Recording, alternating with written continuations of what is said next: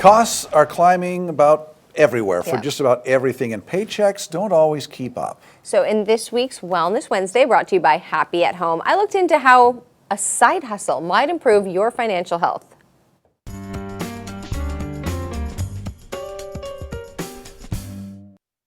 I go paycheck to paycheck, unfortunately, like a lot of Americans do. Most of us local journalists are in it for the passion, not the paycheck. But we've got to make ends meet, as they say. So what do you do when the job you love doesn't quite cut it in costly California?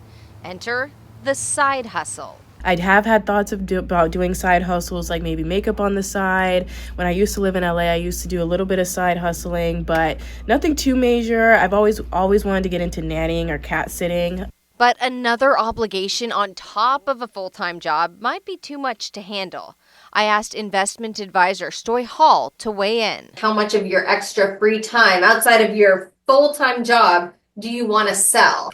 It's about what you're passionate about, because your passion is going to bring energy.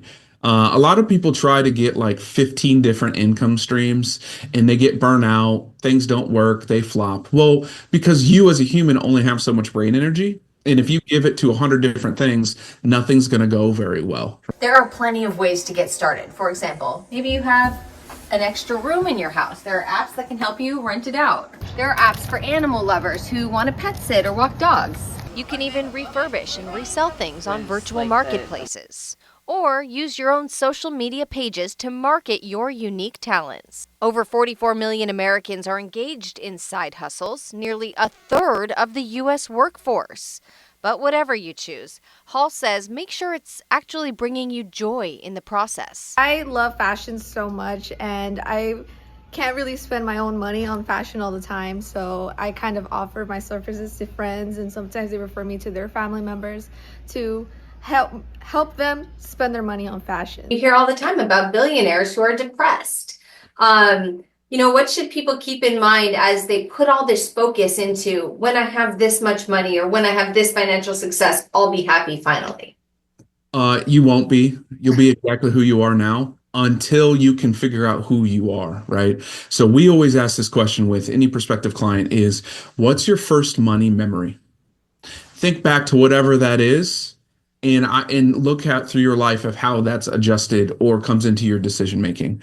Once you can be comfortable with who you are, value your time and value who you are, what brings you joy, then those decisions and conversations are a lot easier because you can align that.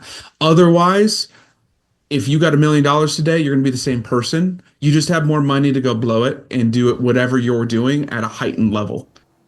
Keep in mind the IRS requires that you report income from your side hustle, but you can deduct certain business-related expenses like home office costs, travel expenses, and supplies too.